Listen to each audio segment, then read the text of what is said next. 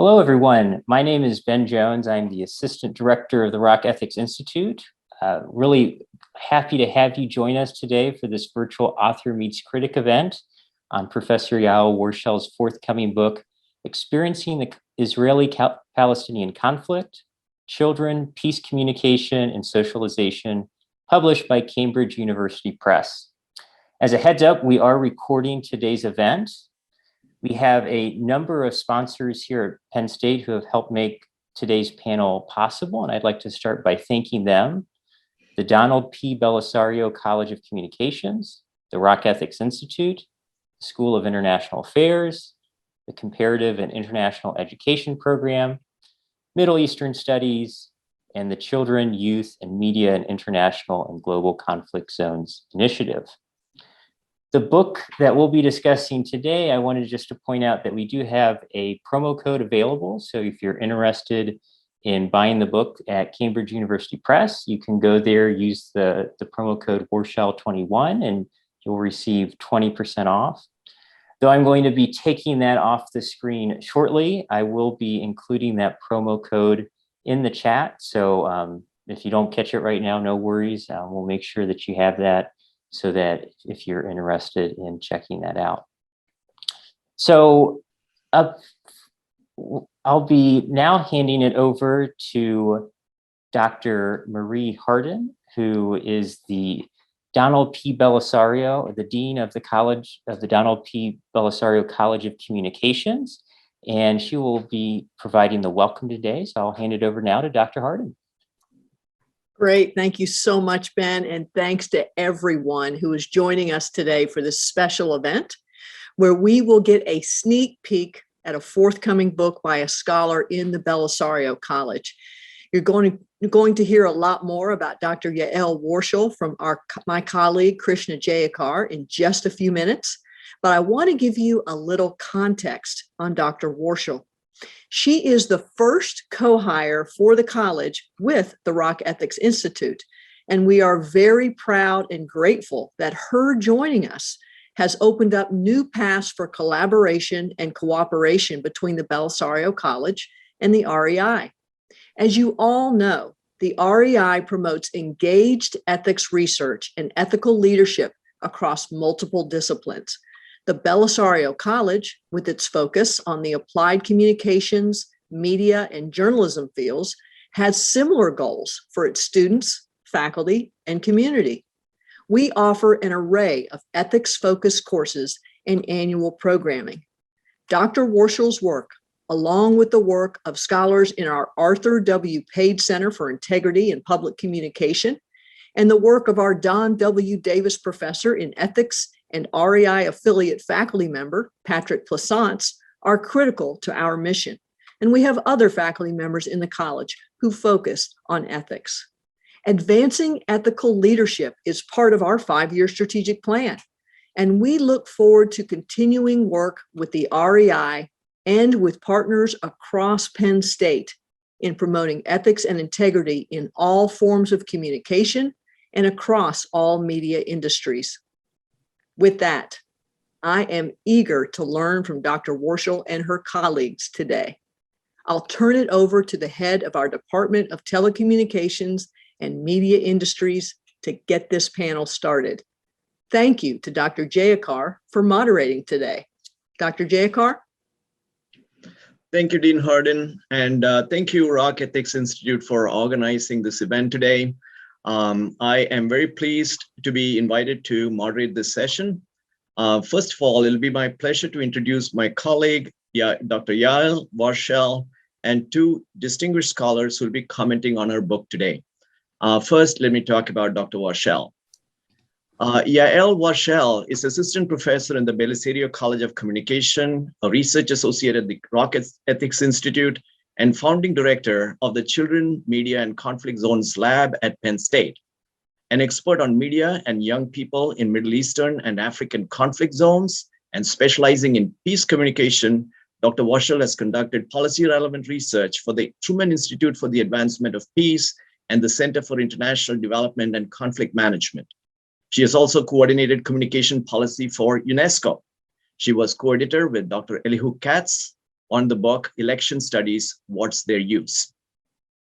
Dr. Warshel is a graduate of UC Berkeley, the University of Pennsylvania Annenberg School, and University of California, San Diego. Alongside honors in Palestinian and Israeli studies, Dr. Warshel won 3 top dissertation awards in communication and peace studies for her analysis of the fieldwork on which today's book is partially based. Now, turning to the panelists, I'm very delighted to introduce to you Dr. Karin Wilkins, the Dean of the School of Communication at the University of Miami. She was formerly Associate Dean for Faculty Advancement and Strategic Initiatives with the Moody College of Communication at the University of Texas at Austin, where she also held the John T. Jones Jr. Centennial Professorship in Communication and the John P. McGovern Regents Professorship in Health and Medical Science Communication.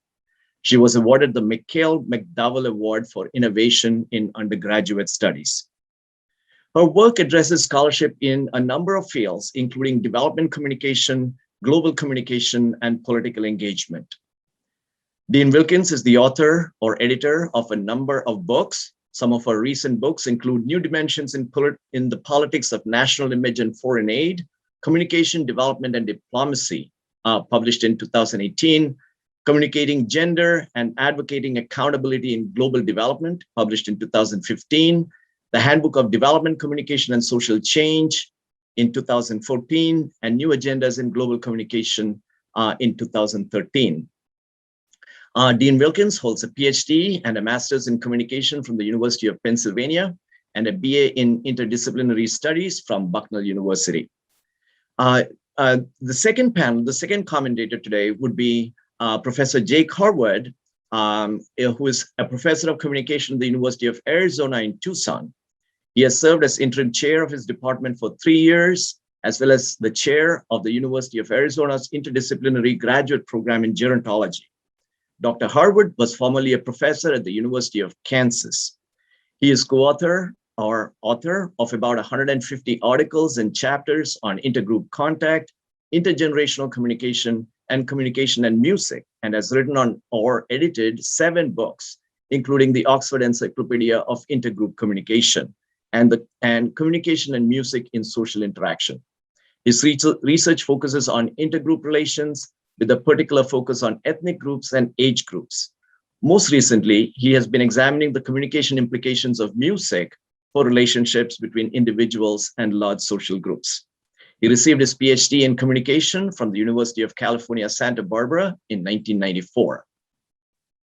So in this session, we are first going to hear a brief overview of the book from Dr. Warshel.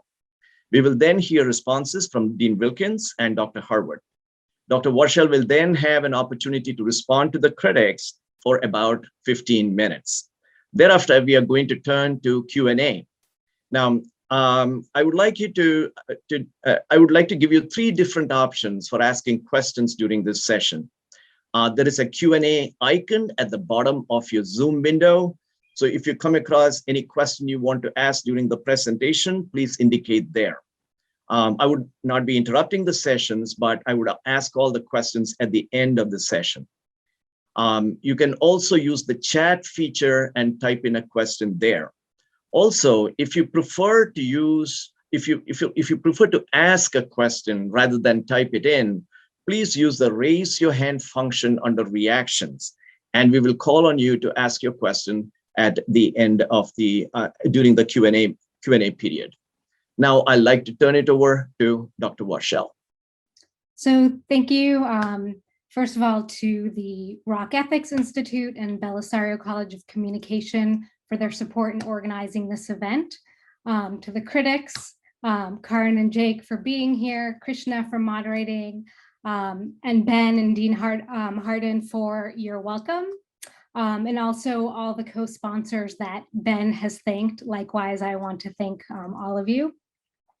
For everyone who has joined us, although this is not a Zoom session and we can't see your smiling faces, rest assured we could see your names in the participant list. So I know you're there. So thank you very much for making it today. I'd like to start out by acknowledging that right now, serendipitously in Israel, it's actually Israeli Independence Day. And for those who have been observing the Israeli Memorial or Joint Israeli and Palestinian Memorial Day from the United States, it's actually still Memorial Day here in our time zone. I want to point out that this event taking place at this time was by accident. Likewise, I want to point out that the fourth Israeli elections in as little as 2 years fell on my birthday last month. I'm not sure what this is all a sign of. Hopefully something good. It's also Ramadan today. So all I need now is for something related to fall on Palestinian Nakba Day and the Palestinian elections later this month for the circle of whatever any of this means to be complete. But I did want to acknowledge that first off before getting into a discussion about the book. So I'm going to move on to say some things about the book, why I wrote it, and give you a little snippet from it. So the book is a study of a critical and empirical assessment of the efficacy of a peace communication intervention into the context of an ethno-political nationalist conflict, the Israeli-Palestinian conflict, as framed by a multi-state conflict, the Arab-Israeli conflict. That intervention was a peace-building version of Israeli and Palestinian Sesame Street.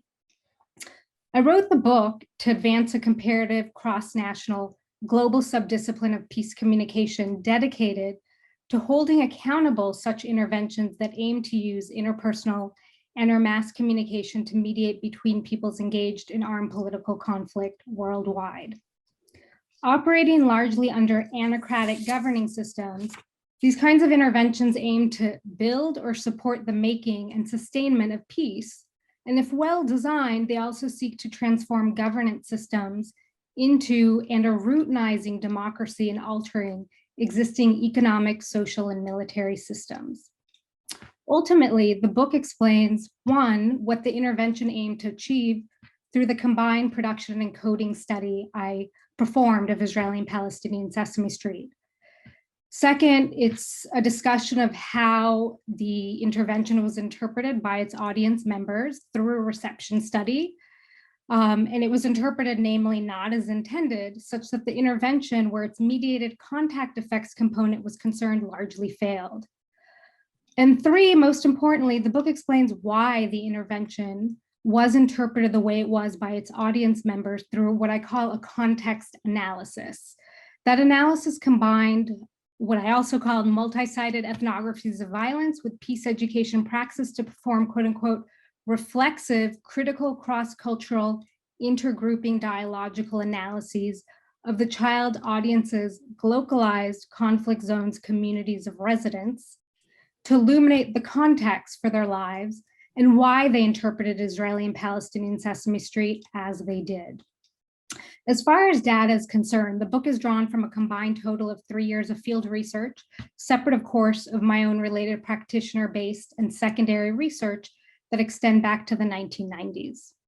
To set the stage for what the intervention had to intervene in, I will read a 3-page excerpt from the book explaining how the child audience for the intervention became, as I argue, socialized from one generation to the next, ultimately reproducing the very logics of the conflict's violence, and so helping render this particular quote unquote conflict, that is the combination of, as I said, 2 separate conflicts, intractable. By reading this excerpt, I'm doing something I never do in a presentation. First of all, I'm reading rather than speaking. This is, after all, a book launch. Second, I'm also doing another thing I don't normally do, which is instead of using invitational discourse to gently walk the audience to the side of controversy, I will, out of context, bring you right to it. I'll read you this passage in a moment that represents the crystallized or summary structural and narrative schemas into which a child in this quote unquote conflict is born into. Dependent on whether they're born by no choice of their own, into a contemporary world system situated category of either stateless nation, state-bearing nation, or state minority. In the case of these conflicts, those born respectively situated into those categories of practice into so-called quote unquote groups of Palestinians, Jewish Israelis, and Arab Palestinian Israelis, the latter being Arab Palestinian citizens of Israel. Depending on which one of these groups they are born into one micro-conflict context zone different from another. These contexts are exactly what this or any peace communication intervention has to intervene into, should it wish to change intergroup attitudes, or as I argue is most relevant for managing armed political conflicts, political opinion supporting policy and institutional change. I believe by providing you a window into this context is the most important way to use my time now to set the stage for the discussion. I argue that because contrary to what one narrative I would tell about the history of our field, communication, namely, that it's a long debate about whether it's the message or the medium that matters the most, I contend it's neither, it's context. In reading the excerpt, I say, be forewarned, I will surely offend someone, if not everyone.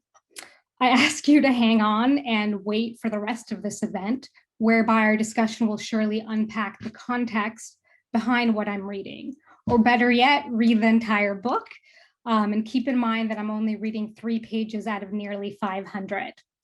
In other words, I'm doing what I inherently argue is problematic or unethical, saying something out of context. So please bear in mind, again, I want you to have this for the rest of our conversation today. At the end of my book, and I'm just gonna tell you the ending before I read this excerpt, I conclude, as I started the book, by questioning whether peace communication interventions are worthwhile, and if so, at what. I do so to push for subdiscipline to critically and empirically assess and evaluate the efficacy of peace communication practice, arguing if these practices are useless or worse, harmful, they should cease. But if they can be improved through evidence-based practice, they should be continued. I offer 17 recommendations for practitioners to that effect, and conclude among those with key recommendations to cultivate, one of those key recommendations being to cultivate, support, and empower bicultural, hybrid, intersectional populations of conflict zones to become those intervening as peace builders themselves. In the context of these conflicts, that would be Arab Palestinian Israelis. I thereby also recommend incorporating peace building into child development practices to empower their active future leadership potential, alongside providing them with the necessary resources to achieve such ends.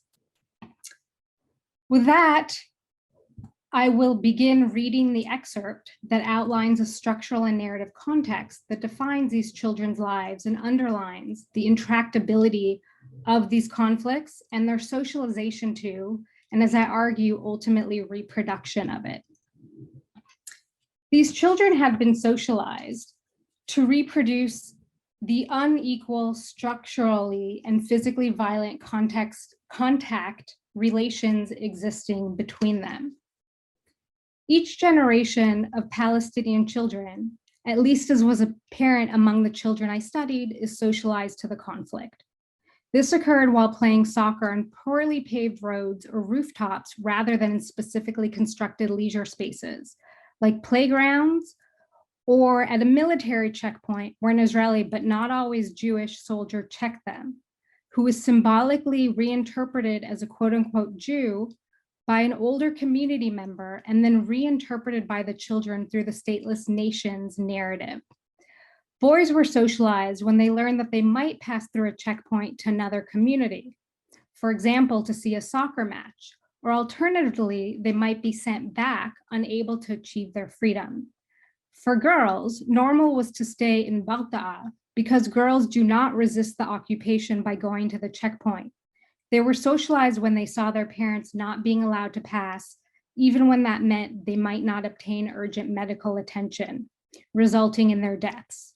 The parents may be sent back without attention to the alternative reality that outside a conflict zone, they could simply move freely, It was such an adjustment through that frame, being born without a state and deprived of modern human rights, that these Palestinian children viewed their lives in East Balta, the new norm and mode through which they, quote unquote, naturally developed into adult citizens of Palestine or the Palestinian Authority. At the same time, these Palestinian children were socialized to not see that while Israel is a state, it has been disadvantaged and denied the same rights accorded other states. Its Jewish as well as Arab Palestinian Israeli children, despite possessing a state, have not realized the quote unquote equal benefits of such nationalized status that it is presumed to accrue according to current world systemic norms. The 56 member states of the Arab League and Organization of Islamic Country Alliances, despite believing that state ownership is a quote unquote natural right, have tended to the view that Jewish Israelis specifically should not have such a right, and thus Israel should not exist. They therein regard Zionism, Jewish nationalism, as exceptional, discriminating against the Israeli state-bearing nation and denying rights equal to those of other states. In practice, this is translated into the denial of regional group membership and in turn, the right to serve on the UN Security Council. It has also led to UN General Assembly and Security Council agenda items disproportionately focused on violations argued to have been committed by Israel. That normative stance is translated into travel bans, barring Israelis, Jewish, and to almost an equal extent Arab Palestinian, from travel to Arab and other states, among other types of boycotts predicated upon one's Israeli quote unquote national identity and the denial of such rights as designating one's own state capital, Jerusalem. Likewise, the quote unquote conflict and its accompanying norms have been bequeathed to the next generation of Jewish Israelis. Inside their bomb shelters, for example, where they played without any conscious connection to its purpose of ensuring survival. A windowless concrete air purified bomb shelter required for protection from Arab League and Organization of Islamic Country member states that have participated in the Arab-Israeli multi-state conflict. And the threat of missiles, rockets, and chemical and biological weapons has acquired no meaning or salience, at least to those Jewish Israeli children I studied. It was simply an unseen, mediatized aspect of quote unquote Israeli culture, interpreted and communicated by their parents to be the children's playroom. Likewise, despite the existence of a camera monitored separation fence wrapped around their community, visible from their playgrounds, and in some cases from their bedroom windows, these Jewish Israeli children of Alfei Menashe did not see it. They did not, quote unquote, realize that in fact the barrier prevents them from freely moving inside the West Bank to visit nearby villagers, and that it was actually easier for neighboring Palestinians to enter their own town. Interpreted through their own state-bearing national narrative framework of security, and therefore filtered out, it was no longer of any relevance or interest. They unconsciously presumed that space was meant to be demarcated and bordered. Palestinians are meant to be kept out. And why, conversely, would Jewish Israeli children ever visit Palestinian communities? The act of not seeing, including the structural violence inherent in the state-bearing nation's exclusive decision about when and where to erect barriers around a population that does not derive its citizen rights from their state, became an integral cultural stage of development in these Jewish children's becoming, quote unquote, Israeli. When viewing a separation barrier made from wire operated by Jewish, Muslim, and Christian Israeli soldiers who opened and closed a gate within it, the Palestinian audience saw a wall controlled by an infidel army of quote unquote Jews, not a religious nationalist grouping who sought to retain the same universally globalized rights they seek, equal state-derived global human rights. In contrast, the Jewish Israeli children saw thin air. Barriers, just like shelters, were meant to protect and secure them, including against those seeking the same rights they possess.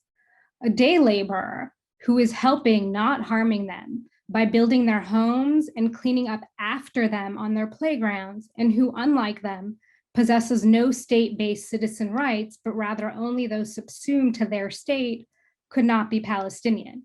Palestinians like the day laborers who are not terrorists, are apparently not Palestinians. Finally, each generation of Arab Palestinian Israelis is likewise socialized when going out to the street to play because few parks and playgrounds existed. Likewise, they were encoded by the world system when repeatedly asked, "Are you Israeli or Palestinian?" Despite being born in Israel, holding Israeli citizenship, attending a local Israeli school, and though having Palestinian family on quote unquote the other side across the wall or fence, depending on one's narrative interpretation of the structure, despite having family across that structure with whom they could not easily celebrate life, let alone meet, these children are situated at the intersection between the two conflicts. They are threatened by the Arab-Israeli conflict-born missile attacks, but live in communities with fewer protective shelters. The separation barrier wraps around and divides them, preventing them from visiting their families on the one hand, while also becoming dependent on the state-bearing nation to issue those relatives permits to visit them on the other. They are at risk of Palestinian terror attacks, accused by Palestinians of being half-half Palestinians, and yet are denied equal police protection by Israel because they constitute at best good Arabs. These processes led the Arab Palestinian Israelis in the making from al-Fahim that I studied to adapt categories of practice associated with their current position as state minorities, and instead assert their only quote unquote Arab Muslim Fahamaways. There is no biological explanation for why these children's two identities, Palestinian and Israeli, cannot coexist. Rather, the deployment of those identities as modes through which the conflicts are waged justified the logic behind their need to invent the third sub-state level categorization. Lacking a state level identity became a normal mode through which they as human beings develop their concepts of self-identity and advance towards adulthood.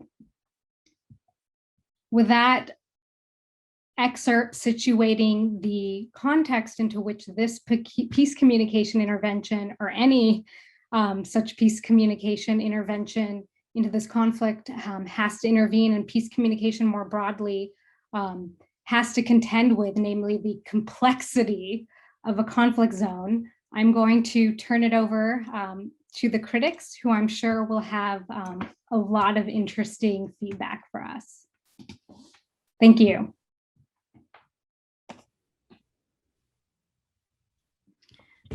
Well, thank you very much. First, I want to say how nice it is to be here at an event with my Penn State friends and colleagues, Marie and Krishna. And I want to thank Ben for orchestrating such an efficient and wonderful event here. I'm very impressed with what I've been learning about the Rock Ethics Institute, and I'm looking forward to hearing what Jake has to say. It's an honor to be part of this panel. But I really want to thank Yael for writing such an impressive and important book. As much as I appreciate being here online as part of this community and panel, I do want to say I'm looking forward to seeing all of you in person again. It was years of conferences and having coffee with Yael when I learned a little bit about her work, and I've appreciated learning about that. You know, her overarching interest in whether media and communication can contribute to peace is a very important one. And I think this look at a specific strategic intervention and its failures teaches us some really important lessons. As she says in her book, social change is difficult and communication is a relatively weak tool. And that's important. We need to take that seriously. There's another value to this book, though, that isn't explicitly articulated as a goal, and that is translating and explaining the complexity within this conflict situation. We have here a classic communication study that involves a study of the production as well as the text and reception, and all of these pieces work together very well. But the real value here in this work that I don't see in a lot of other scholarship is the importance of context. And as Yael just said, it's not just the medium or the message, it's the context. And she really explores the context of production and of reception. There's a very important case study design here that I think adds very much a methodological value to the work. And selecting cases for a study like this is extremely difficult. And while none of the cases are really generalizable, at the same time, I'm really impressed with how they were selected. Each one of them has restricted mobility, whether we're talking about the Palestinian site that's technically Area A and under the Palestinian Authority, but mobility is very restricted, or the Arab-Israeli site that also has enclosed mobility. And I think the selection of the Jewish-Israeli site is really interesting and important, a more secular settlement area, which is different from a lot of the other settlement area, very different from Tel Aviv, but has that similar geographical restricted mobility. So in that sense, I like the selection of the 3 sites. Also, the ethnographies and observations add real depth to the interviews and the drawing games with the children and the surveys of the parents. She's able to observe children playing war games and also what they're eating and the snacks. And I think that juxtaposition is really well done. But what makes this book, I think, particularly important is the study over time, all of that longitudinal analysis that is here. The long-term experience that she has is important. When I got to the last chapter, I was so excited to see this follow-up study on the tween-age former audiences. The children who had been interviewed earlier, where were they now, what were they doing? And really interesting to hear how some of the issues had very much stayed the same, and some of them had changed. One of the things that I think is important in any study, but particularly here, is the positionality of the scholar. And in many ways, Yael's positionality was ideal for this study, given her ability to speak languages and sensitivity. Her multiple institutional affiliations, I think, worked particularly well. And she writes about this in the book, the expectations of being a female scholar doing this kind of work, one family assuming she might be an aunt. I think that's really interesting. But it makes me also want to know more. It's one thing to speak a language, and it's another to know what accent and how people might be interpreting the accent that you're using, and whether or not being associated with an institution in the United States was something that might have helped navigate some of those spaces. So it made me want to learn more about your history in the region and your languages. Let me start. I'm going to talk about the production, the text, and mostly the reception. The production, again, the context that she talks about is so important. This is pre-Oslo Accords. So this is a period of time when people might have been, some might say optimistic, others might say naive. And so the 2 years of production of Sesame Street that we're talking about happen in this time. And then the production moves to Jordan. So we have a shared intent from a United States-based Sesame Street with official support, shared common goals. They're going to model equality in the situation, show possibilities for friendship. It's later in the book, at the end of the book, where I find some really interesting ideas about production as praxis. Some very interesting suggestions. The production teams were separate. And she brings up a good idea that perhaps they could have worked together and collaborated, and that could have created opportunity for dialogue. She also raises the unintended consequences of production, which I find really interesting and important, that the Sesame intervention was not only about the intended effect on children, but there were other things that happened as well, supporting a television station, which might have been susceptible to the politics of USAID funding non-governmental organizations. Some questions I have here is, why did the Americans initiate this? Why did Sesame Street initiate this? Was this, in your mind, hubris or naivete? And for a follow-up study someday, I would love to know what Jordan has done since, because Jordan has a particular position within the region. And given your findings that the way people are perceiving Jordan and Egypt, I think that could be interesting. So then we have Sesame Street as a localized text that perhaps is overly open as a text, an idealized space for participation, and not terribly realistic. So here we get to, that exciting moment, in reading the book where, okay, we know what they wanted to do. We know what the text was. It failed in terms of its effect on children, but it failed in very important ways. And I think we have a lot to learn here. It failed in that the Palestinian children did not see the Jewish characters. They saw speaking English. If they weren't speaking Arabic, they thought they were speaking English and not Hebrew. So despite the intentions of the producer, negative attitudes were reinforced. When the Jewish Israeli children were watching it, they didn't see the Palestinians in the text. They assumed they were terrorists and they wouldn't necessarily be allowed on the set, and that Palestinians and all Arabs were bad and the same. So Sesame Street had little chance of influencing orientations to others. They just didn't see others. And so they couldn't see that groups were collaborating. But as Yael was just explaining, that third group that she discusses that I think is so interesting and important, the Arab Israeli children, also had trouble seeing other groups in particular ways. And when she explains their identity, in her book, she describes them as not just stumped, but flustered and fighting against the binary logic. So they're not Israeli in their minds and they're not Palestinian either. So she, as she's just explained, she brings up this group as a potential bicultural mediator. And I like this when she says that their bodies and beings are more powerful than tools of media in mediating. And I think there are some very interesting things in cultural studies and embodiment here.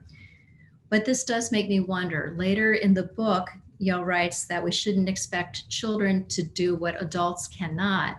And so I think this is an important thing to think through. How would this work in person? How would this work in a mediated narrative, particularly if lived mobility is still extremely restricted?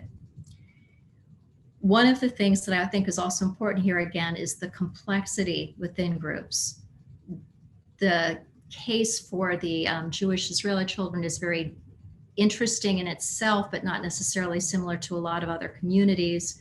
Palestinian areas are very different. West Bank is very different from Gaza. Areas A, B, and C all have very different political expectations and rights.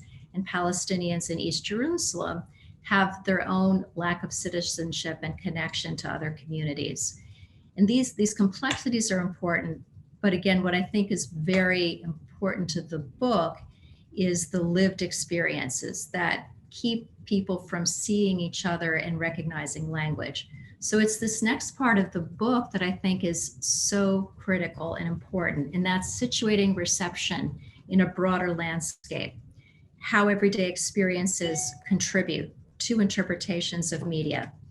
When she's talking about Palestinian children's interpretations, she talks about this as from the prism of the stateless national narrative. What I think then we come down to here is the weight of social norms and the importance of structure. So if media effects are limited, if understanding response to a show such as Sesame Street, we need to understand in a bigger way than psychological cognitive responses, we need to understand then. So communication may have failed. The strategic intervention failed, but it doesn't mean it's useless. It's one part of a broader communication landscape. As she says, the audience did not misunderstand. They couldn't accept the text. The text was too open and it enabled disengagement from other groups. So the norms, but also the structures matter a great deal. She's got beautiful pictures in the book as well. The walls, graffiti, roads and roadblocks, as well as broadcast signals, internet access, telecommunication signals. These are all things that restrict mobility and access that are very important. So if we're thinking about whether entertainment education, whether strategic intervention can actually have an effect, we need to think through, as she reminds us, the context. So intervention doesn't happen in a political vacuum. if there's a lack of equality, if there's irregular, limited contact, there's an improbability for a text to actually be able to model friendship and cooperation in a way that's understood with the intended audience. So I've got a few things to say in conclusion about what we can do to improve strategic communication for social change. I very much appreciate one of Yael's central recommendations, and that is we need to rely on evidence. Absolutely. And I think peace communication can really build and strengthen from this kind of evidence. But thinking through the importance of this book, Sesame Street is one of the most well-researched production organizations that I know of. They do a great deal of formative research in designing their programs. They do evaluative research and they revise. So if this is a program that is so well researched, what are we saying here? And this, I think, is very important. They're doing great research on the program, the episode, but the real value that Yael is bringing here as a critical scholar is that it's a broader evaluation of the problem, not the project. So by widening the lens, looking over longer term, looking at the broader landscape, we have real value. Now, another recommendation that she has is not to avoid the reality of the conflict. This is a hard sell. And I have to say this recommendation scared me a bit. I'm not sure about the ethics of presentation and concern with trauma and not scaring children. But I will say that this is not my area of expertise. I would turn to Yael and experts in communication in children, such as Ella Mortella, Amy Jordan, Daphne Lemish, to help think through how do we then take conflict in a realistic way without harming people. And she brings up the South African character in Sesame Street with HIV, and we might be able to learn something there. So overall, we're hoping that these kinds of communication programs, these strategic interventions, can reduce prejudice and promote empathy. So she shows very well that these children by age 5 have internalized the conflict narrative around them. We see media as really not a reflection, but a prism, and that we have some ability to try to understand that refraction. And I think there are important lessons here in terms of how we think about strategic intervention in terms of racial justice and anti-Asian prejudice. Then we also want to think not only how to prevent prejudice, but how to promote empathy. And I think we do have potential here, as she says, with evidence, but it's not that all contact is good. And she shows how not all contact is good. So we need to think about how to orchestrate this understanding with that bigger picture of political conflict, of the media landscape. And the hope that I have, this is a book that can lead one to be very sad and depressed about all the work that we're doing in the field of strategic intervention. But I think it's a really important set of lessons. And the hope that I have at the end of the book is that we have more conversations, more smart, sensitive scholars such as Yael, who are able to consider that broader context to explain production as well as reception. I'm very happy to have been part of this panel, and I'm looking forward to hearing my colleague Jake talk about this from an intergroup perspective. Thank you.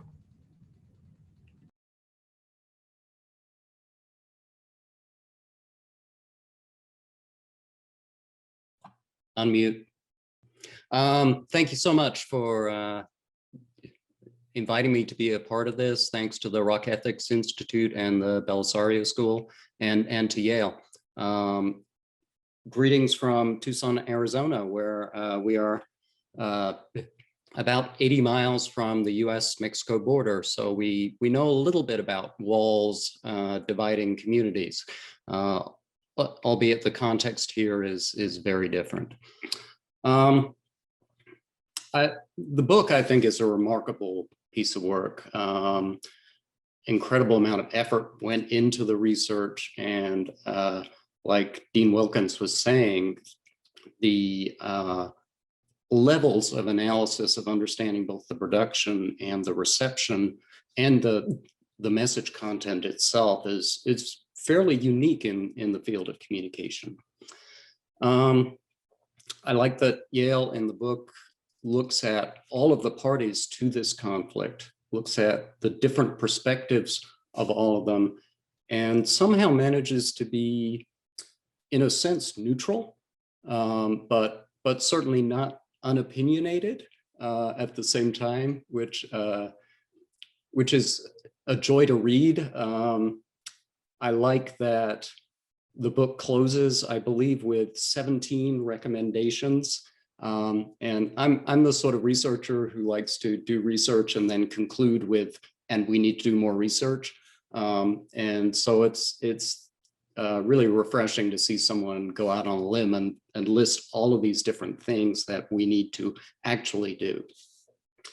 I came to the book as someone who does research on contact theory primarily, and contact theory is a theory of intergroup relations that talks about how to overcome prejudice primarily by having members of different groups come into contact with each other, by having media portrayals of groups and media portrayals of positive intergroup interaction, and the doing that kind of thing in a situation of equal status can ultimately have positive intergroup outcomes, particularly for reducing prejudice between groups, improving intergroup attitudes.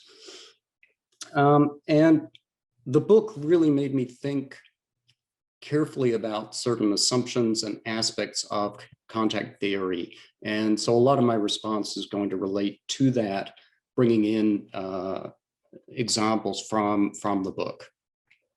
So one thing that the book made me consider in ways that I hadn't done before, or at least gave me a lot of really rich and vivid examples of, is the extent to which reducing prejudice is necessarily the prime goal in any intergroup situation, and particularly perhaps the Israeli-Palestinian situation. For dominant group members, and I think particularly in the United States context, prejudice is often the most visible form of intergroup hostility that we see, and it's perhaps the most tractable. So we can think of ways to change people's attitudes. But for marginalized group members, prejudice may not be the most important thing. The most important thing are sociostructural barriers, economic inequalities, the absence of opportunity. And Yael's book, I think, brings that into sharper relief, where you look at a situation with ongoing armed conflict in some cases, with certainly ongoing structural violence occurring. And the idea of reducing prejudice seems at times kind of trivial almost compared to reducing some of those other problems, intergroup issues. And so the book, I think, really brings that to light in a vivid way, and makes us think about not just reducing prejudice, but what our goal is in reducing prejudice, which is presumably to achieve situations where we can move on to more important actions and changing the political and social circumstances in which people are living. So this was, that was one thing that came to mind. A second point, and Karin already talked about this a little, is the idea of group salience. So within contact theory, considerable research now shows that we need people to be aware of their group memberships. Doesn't matter how many gay friends I have. If I don't know that any of them are gay, they're not going to change my attitudes about gay people, right? So we've got to be aware of group memberships. And I mean, a part of the book that was so sad in one sense, but that I could relate to from a contact theory perspective were these instances where the children watching the shows simply didn't recognize the outgroup members. The Palestinian children did not recognize Jewish Israelis in the show, and Jewish Israeli kids did not recognize Palestinian children in the show. So, you know, at that point you have failure written all over everything that's going to happen from there on out. There is just, particularly in situations with high conflict, there's a huge amount of cognitive effort required to perceive an outgroup member who is nice. That is hard work. And so as people who create messages, one significant challenge we face is how to create messages in which group memberships are salient, but the content is not alienating. Because we want people to watch these shows. We want people to engage with peace communication interventions, and they're not going to do that if they are put off by the types of portrayals that they're seeing. They're just going to turn off their TVs.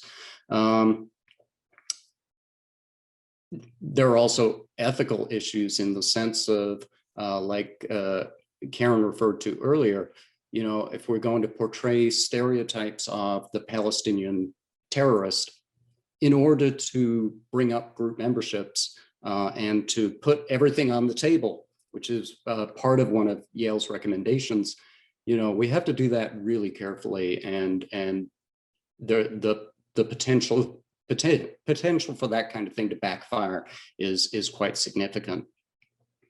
The other thing we need to do really carefully if we're going to, you know, make group memberships salient and make stereotypes, for instance, salient, is to think about how we sequence those kinds of interventions. And that's sort of one of, I guess, my third point here. Making groups salient, making groups a subject of discussion is something that contact theory has discussed quite a bit. And the theoretical consensus, I think, at this point is that you want to wait to do that. Keep things all very interpersonal, keep everything low key, and then over time start introducing group memberships. And in part, I think it's a very sort of dominant group perspective that suggests that. So certainly in the US context, dominant group members often are quite uncomfortable talking about group memberships, talking about disadvantage, talking about prejudice. So white Americans are massively less comfortable talking about race than Black Americans are, for instance. And so this idea that we need to ease people into discussions of disadvantage, inequality, group memberships may perhaps be sort of a dominant group bias within contact theory. But certainly I think the sequencing and the extent to which when and where you introduce group memberships is really a critical issue. I think there were other interesting issues of sequencing that come up in the book. Do you introduce the nice Jewish kid or the nice Palestinian kid and get to know them a little and then show them interacting with the other group? Or do you show them interacting right from the start? Do you talk about structural inequalities and barriers in society and then show the impacts on real people? Or do you show real people struggling in their lives and then discuss the broader context, the socio-political context that has caused those inequalities? As a communication scholar, I'm fascinated by the idea that, you know, messages are not just, here's all the information. Messages are structured and sequenced, and exactly the same information presented in a different order can have radically different effects. I think the last point that the book really brought home to me was the dangers of sort of a one-size-fits-all approach to anything, and particularly perhaps to intergroup conflict. I think social psychologists of intergroup relations and communication scholars working in intergroup relations, including me, I think we've sometimes been kind of naive in thinking that our theories work for any intergroup conflict. And I think one massive strength of Yael's book is the detail of the particular context that she is looking at. So contact theory, for instance, works great if your goal is to reduce prejudice and you've got a situation in which equal status between groups is plausible. And the Israeli-Palestinian situation is not that. It's many things, but it's not that. There are, one thing that really was brought home to me in reading the book were the numerous dimensions of this conflict, that it's a religious conflict, but it's also a linguistic conflict, and it's an ethnic conflict, and it's a geographical conflict, it's an economic conflict, it's a political conflict. All of these things intersect with each other. And so overcoming those barriers is going to be a significantly different challenge than other conflicts, which perhaps are defined by a single dimension. The fact that there are also affordances in this particular conflict that people could take advantage of, like the bicultural Arab/Palestinian Israeli group, who really bridge barriers in interesting ways.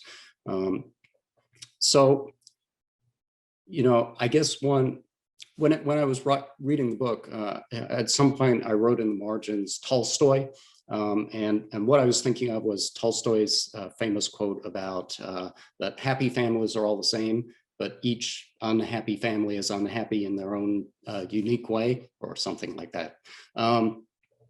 And it struck me that intergroup conflicts perhaps are similar, that each intergroup conflict is actually very, very different from the next one, and that to understand any situation, and certainly to intervene with a peace communication intervention like the Sesame Street example, it has to really consider the unique aspects of that particular situation.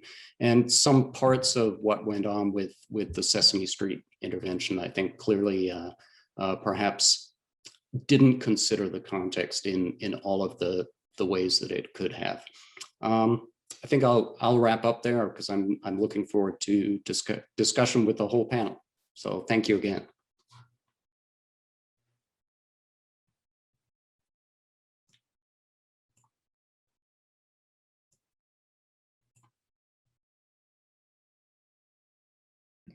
Thank you very much for that really great feedback. I have pages and pages of notes. I don't, in some level, I don't even know where to begin. So I'm just going to take a stab at a few because I could spend hours addressing everything, but I assume we'll also discuss a bit more when the audience starts asking questions. Before I respond and answer some of the questions, I do want to point out that exactly what I was hoping would happen by inviting Dean Wilkins and Professor Harwood happened. I invited them precisely because of their divergent areas of expertise that really summarize the book. And I talk about it in the book that I'm trying to merge more empirical practices with critical practices. And since the particular peace communication intervention I analyzed, I talk about how there are 13 different models and types of peace communication as historically practiced, and I was evaluating one type, mediated contact. And so this is really, and I say that we should bridge the work that's traditionally done in mediated contact, namely what underlines it, the contact hypothesis, with critical approaches. And so that is exactly what we just saw happen. So a few things to respond to. So Karin, you had asked about Sesame Workshop, their intervening, if it was hubris or naivete. What I would say is that I guess I don't want to say it's either. So they, as you said, they are one of the most well-researched. They themselves use evidence-based practice. This is why I picked them. But they use evidence-based practice in the areas of child development and communication, not in the area of conflict. And so one of my recommendations, the same way that they always have child development experts and communication experts essentially embedded in their interventions, they also need to have conflict management experts. And so that's one of the problems that I see, is that this historically has not, or peace communication has not been an area that has involved evidence-based practice. And so you have this organization that is one of the best at using evidence-based practice, and in their first foray into a conflict zone and trying to use the tools of their trade to also build peace, they didn't embed an expert on conflict and conflict management. So that's my sort of response to that. And as I say, that's what I want to see happening, is this merger at the practice level between conflict management experts and communication experts. And then at the scholarly level, the same thing, the merger between those who are experts in assessment evaluation, both of communication and the empirical evidence surrounding conflict, to advance this subdiscipline of peace communication. And I'm just going to kind of go back and forth between comments between the two of you. So Jake, you had mentioned this point that the children didn't recognize or register the other, and that it was sad. And in the book, I'm really engaging the literature and intergroup communication. Jake, some of your own work, where much of the research is about self-reporting. And so one of the things I was thinking is that, well, if someone's self-reporting, that means that they register the contact. And here, where I would see in my ethnography that I know they had contact, but they didn't register it, right? That's part of the problem. And it wasn't just in the series. At the level of mediated contact, they also didn't register contact at the level of interpersonal intergroup contact. And so it is really, it's exactly that, as you said, Jake, it's really sad. So the Palestinian children, if they encountered Jewish Israeli peace activists, they didn't register them, not just as Jewish Israelis in their nomenclature, as anyone who was Jewish, because a peace activist who's trying to actually manage the conflict and help them must not be Jewish. And likewise, the Jewish Israeli children didn't register Palestinian day laborers who are there cleaning their own playgrounds, because if they're not a terrorist, they must not be Palestinians, right? So this is one of the things that I was really struck by going back and forth in the intergroup communication literature, is this problem, exactly as you said, of if you don't recognize, at the interpersonal level, and then again in the series, we have a problem, and hence the ethical dilemma that both you and Karin are getting at. So Karin, you had said this, well, I'm going to come back to that. I'll answer two more things. I'm going to come back to this in a minute, the ethical part. One of the things I want to say before I talk about the sort of ethics of showing conflict, showing stereotypes, this study is also, because it's meant to foster this subdiscipline, I submit it in a sense as a methodological recommendation for peace communication scholars to critically assess and evaluate peace communication interventions elsewhere in the world. So all of it begins using large sample conflict data as well as international comparative and global theory, to talk about how the world system today that we live in is divided by states, and that the way that we interpret globalized human rights today is exclusively through states, through localized state citizenship. And that has narrowed the way through which human beings can access what I argue to be the most important resource in the world. It's citizenship. Human rights is essentially translated through your state citizenship. And so I'm arguing that this merger between the access of one's politicized ethnic identity, whether, and I use the academic term of ethnic identity, whether that's race, religion, ethnic, sectarian, or linguistic identity, or some combination, that access between politicized ethnic identity and state-based citizenship rights, like the localized transfer of global human rights, is the most important lens through which human beings translate information today, essentially in the context of a conflict zone. And that wasn't always the case. We used to live in empire, city-states, city leagues. So I kind of want to really zoom out when I created this, because either people don't pay attention to context, or those critical scholars who have stop at the level of the state. And I want us to zoom out farther and understand that states didn't always exist, and they maybe one day won't exist either, that we need to not take it for granted.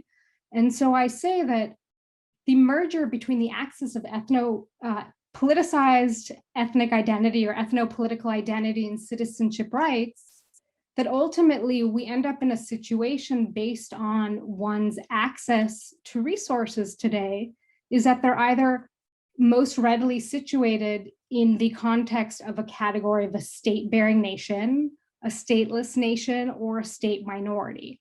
And so my idea, the way I set this up, is to say, hypothetically, if you're trying to do an intervention targeting a state-bearing nation, look at the results from the Jewish Israelis, because I'm not studying them directly, sui generously, I'm situating them in a category. If you want to compare to other stateless nations, focus the most on the Palestinians. If you want to focus on a state minority, like in the United States, look most at the Arab-Palestinian Israelis. So first of all, I'm coming from that place that theoretically that I want to say, here's a methodology, look at these differences, think about these categories, don't just talk about minorities and majorities, which I think, for me, in the intergroup communication literature, that to me is too superficial, that we have to have these three categories because we live in a world that's divided by states and most likely will continue to be. And modern conflicts are defined by ethno-political conflicts. That has been the largest form of conflict since the end of World War II. And this is precisely what I studied the intervention, or the intervention intervened into this type of conflict, an ethno-political one. So I sort of want to add that that is the goal, right? It's providing this hypothesis or methodology of here's what you should look at. But so going back, Karin, you'd asked, and Jake, you had a similar question kind of about the ethics of it. And you were saying, Karin, that you are most uncomfortable with the part that I'm saying showing the conflict. And, you know, what does that mean for children, and also showing stereotypes? So absolutely, I agree with Jake. You have to be very careful. I think, you know, Karin, to speak to your point that even further, there are all these differences at the micro level. And so we need to think about, when interventions are created, is also targeting the intervention level. And what I found in my research, and contrary to what many people often think, is that the children were not parroting their parents. But where I saw the greatest correlation was at the community level. So it wasn't just that their schemas they use to interpret their interactions or intergroup contact, and so dismiss that they were interacting with someone from the other group. It wasn't just that those schemas as a function of their world system category. It wasn't just as a function of that, but it was further localized at the community level. And so I really saw these differences by where the children live, their community of residence. It didn't matter what the children's parents, who they voted for, they had the same response that I could see in relation to the community. So I think we need to think also at the more micro level. This is where I get in the recommendations about different versions. Jake, your point about sequencing. So that's also, I know you've written about sequencing. And so for me, I think what's getting everyone is I'm proposing the opposite sequence. And I'm saying that because in the context of armed political conflict, I'm not seeing this working. And I do say you need to go at different speeds. And depending upon who you're targeting, that speed may differ, right? So that sort of unraveling may need to happen at a slower speed for certain groups. And as far as the sequencing, right, that I'm saying we need to start with the more provocative component, showing the conflict, the stereotypes. My experience is that people who don't study children tend to have a different perception than those who study children. And so what I like to remind people is that if you look at the drawings the children made, they're drawing these images of terrorists, of members of an army, moving through a checkpoint, with a separation fence, of bombs going off. They're the ones that would bring this up in the interview. I didn't. And so I always say you need to think about where these children are at, that they don't live in a peace zone. They live in a conflict zone, and their lives are completely different. And there's this sort of notion of children is itself also a stereotype. And so that's where I sort of challenge people to say, if we're going to continue to target children, which I think one should, because demographically children and youth make up the majority of conflict zones today, we need to incorporate the structural and narrative elements of the conflict. And yes, as Jake said, that also takes more of the quote unquote minority perspective, because a lot of the intergroup literature has only really focused on the majority. And in a conflict, it isn't just the quote unquote majority, you have the minority, right? To make peace, you have to incorporate everybody's perspectives. And so I know that's a provocative recommendation, but I currently don't see the reverse working. So that's why I recommend it. Conversely, we could stop targeting children and target adults. Or, and this is the last thing I say, maybe we shouldn't practice peace communication, right? So if it's not helpful or doing more harm than good, we should use that money and provide it to something that is more likely to manage conflict. So thank you for your comments, and I guess I'll turn it back to Krishna.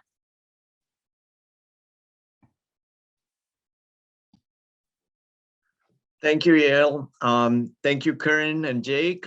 This has been a most stimulating and interesting conversation. So I'm looking at the clock here too, and this is the time in the program where there's supposed to be a conversation between the panelists, but there is also a Q&A coming up after that. So I was proposing that we combine the two and open it up for questions from the panel as well as from the attendees. So we have got one question to get us started, and that is from Pablo Guiterres, and he's asking, I'm reading his question. From my pre-reading, that is Pablo's pre-reading, understanding and broadly speaking, the Israeli-Palestinian Sesame Street programs failed at achieving their objectives with children on both sides. Are there any meaningful exceptions to this? Are there any patterns to those exceptions that say something not about the program itself, but rather about the context in which it is being viewed? That is, Sesame Street fails to deliver the message unless, so on. The child audience has been raised close to the disputed borders. The parents are present and guiding the child through the show, opposite to the latter, etc. End quote. So I hope I answer this question. The exceptions, at least along the audience side, were with the Arab, Palestinian, Israeli children. I'm not sure if you're only talking about this intervention, but they were the most amenable to seeing different representations of Palestinians and Jewish Israelis, and also generalizing what they saw. If they saw a character on screen, so all the characters are encoded as good people. So if you're a viewer, you kind of have no choice. If you hate a member of that group, you only have two choices, basically, is to convert their identity or somehow convert what you see on screen that they're not good-natured, because they're all basically good people. So for the Arab, Palestinian, Israeli children, they were the most likely to accept that about their sort of shared others and generalize that to the wider group they represented off screen. So yet, and this is sort of where the depressing part is, their political opinions towards resolving the conflict were no better than the others. They also argued the way to resolve the conflict was converting Jews to Muslims. So there's still a tension, right? I'm saying you need to change political beliefs, but because of that they were more open to something. That's why I conclude by saying this is a population we need to focus on. And they're also, they speak both worlds. Not only do they speak Hebrew and Arabic, but they are a product of both Israeli and Palestinian culture. They have the most experience and reason to want to manage the conflict. So it's worth trying to empower them with resources to help to that effect. Karin, I think Jake. Yeah. One thing I would add is one interesting outcome that isn't prejudice, or not necessarily prejudice per se, but is our perceptions of diversity in other groups. And I wonder if one effect that might be quite subtle and hard to observe, and perhaps even something that occurs down the line, is a perception that there are different types of people in the outgroup. There are different types of Israeli Jews, and maybe some of them are good. And there are different types of Palestinians, and maybe some of them are good. And that starting to break up the sort of monolithic nature of the outgroup.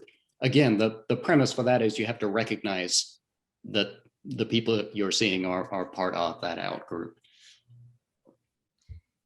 Yeah, that's where I think the current or subsequent Jordanian production, I think, would be very interesting to look at.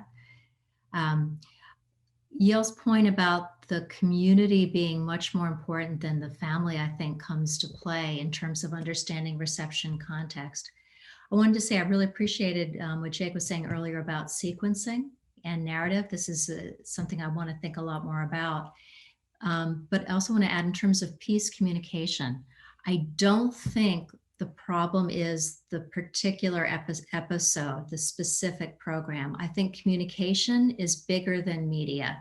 And if we're thinking about strategic communication, not just strategic media, we do need to think about long-term normative change, structural change, the communications it would take to mobilize to not have a wall, wherever it might be. So I just wanted to bring that up. It's the communication is bigger than media. So I do think that peace communication is not itself a problem, but we need to think about communication differently. The questions are coming in hard and fast now. So I'm going to go through them quickly, and perhaps we can keep comments short as well so that we can get through all of them. The question from John Brokaw. I'm guessing you also observe parents' responses to the Sesame Street presentations. Did parents in the 3 test groups regard Sesame Street's agenda as subversive, useless, or otherwise problematic in some way? Did Sesame Street itself regard parents as the audience, or did parents simply not watch the programs? Thanks for that question, John. So I did not normally observe the parents watching it, because this is a place where you could make a universal statement about parents. Very commonly, the parents would say to me, embarrassingly, I really don't care what they're watching on TV so long as they're away from me and I could do what I got to do. So what I know about their perceptions of it is that regardless of their political opinions, they gave the thumbs up to Sesame Street. They were happy to endorse it and they viewed it as an educational program. The Palestinian, Arab, Palestinian, Israeli parents, some had seen the original Kuwaiti Sesame Street growing up, Iftach Ya Simsim, and just thought that's what the program was. And there was a precursor Israeli version that was neither a peace-building one that some of the Jewish Israeli parents were aware of. And so they just presumed that's what their kids were watching, or even if they knew otherwise, they gave it they saw it as educational, and the Sesame Workshop brand, that helped them give it the stamp of approval. Next question. This is from an anonymous attendee on Jake's point, where Israeli Jews from Arabic-speaking families, did they have any different views than the average? So the question is, were Israeli Jews from Arabic-speaking families have any different views than the average? Is this for me, this question? I mean, for the panel, but I guess since, it's your research, so Okay. I guess it's most directed at you. Yes, I mean, it varies, it's, one has a variance of political opinions for a constellation of reasons. And so being Mizrahi or an Arab Jew, depending upon the kind of narrative one uses, that is part of the constellation of people's different political views, but it's one variable. Next question, Luisina Kemanian-Lietes. Are there a comparative peace communication interventions with older children and teenagers who may be able to recognize a character as representing a different group? And what might the effects of such an intervention be compared to Sesame Street? So unfortunately, there's still not enough research, and that was really why I started this. But I would say is that I want to reiterate that they didn't register the identity of the other, not because they were young. So I really want to sort of reassert that it wasn't that they didn't get it. They had very cogent arguments explaining why, for example, seeing, someone on screen, they couldn't be quote unquote a Jew or a Palestinian because they weren't engaging in acts of violence. So they had very cogent reasons for why not. So I would suggest it would be the same even if they were older. Yeah, we have plenty of data from adults, and adults are very capable of totally ignoring group memberships when they don't fit our stereotypes. Question from Mary Gray. Dr. Warshel's argument suggests that these young people are perhaps critical bridges for negotiating/brokering peace. Are there any efforts to put community media tools in their hands to work together to produce their perspectives versus the perspectives presented to them? Sorry, can you just reread the first sentence again?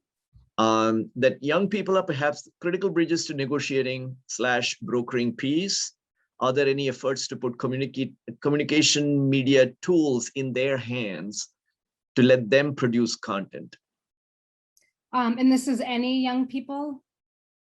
Yes, these young people. Okay. I mean, there are different organizations like any that exist. For instance, in coexistence efforts, like where there's joint magazines that are created, joint radio stations. So yes, these kinds of efforts do exist. There is a greater saturation of NGOs and intervention into this conflict than most others. Yeah, Mary Gray clarifies the question and that she's specifically asking about kids at the borders. Kids at what? At the borders. Meaning Arab, Palestinian, Israelis? Yep. Okay, sorry. Thanks, Mary. Sorry, that's where I missed it. There are. I think this has been sort of a slow evolution of recognizing that they need to be empowered specifically, regardless of whether it's with media. And this is something I'm really trying to push to say we need to do this. I think one of the things that people often don't think about is that while Jewish Israelis, for example, are prejudiced against Arab Palestinian Israelis and may discount them, in my research, I find Palestinians do the same. And so there's a need to focus on this population as a resource. And I think this is something that can be hypothesized for other conflicts when you're dealing with a bicultural hybrid population that could be encouraged to be a mediator. But that requires resources. And this is maybe where your question is. You know, there's often this temptation to require or sort of put the onus of conflict management on the quote unquote minority, like give them more work, make them be the one that has to explain what's wrong and what structures need to be changed. And so I'm very mindful of that this recommendation is not only we need to focus on the bicultural hybrid population, but we need to give them resources. So to your question, more needs to go to empower them. And that directly relates to what I see happening today. In the recent Israeli elections, I think empowering them as voters is one of the most probable to help in managing conflict, is encouraging that population at an electoral level, both across Israeli and Palestinian elections.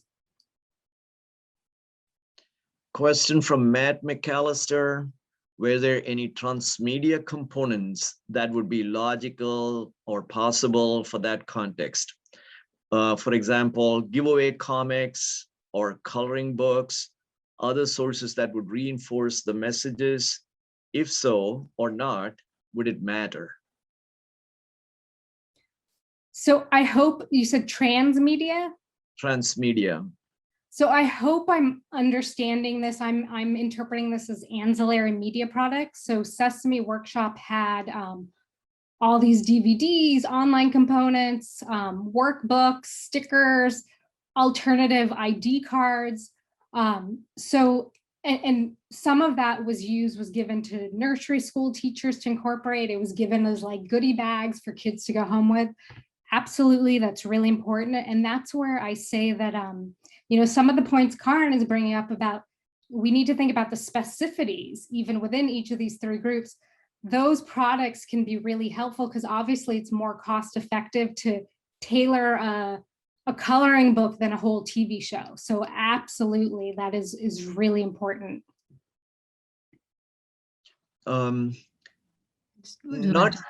Sorry, I just want to add that I think it's interesting that there were ID cards as a product, because that has such political weight in this context. Absolutely.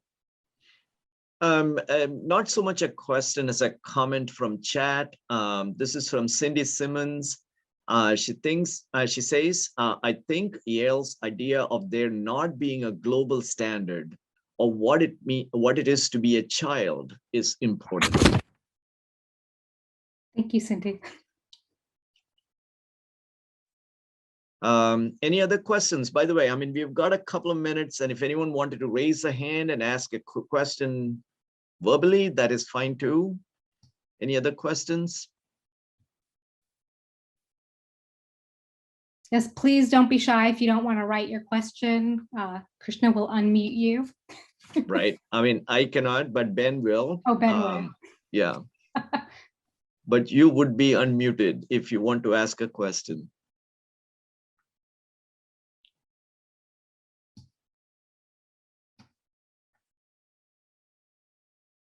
All right.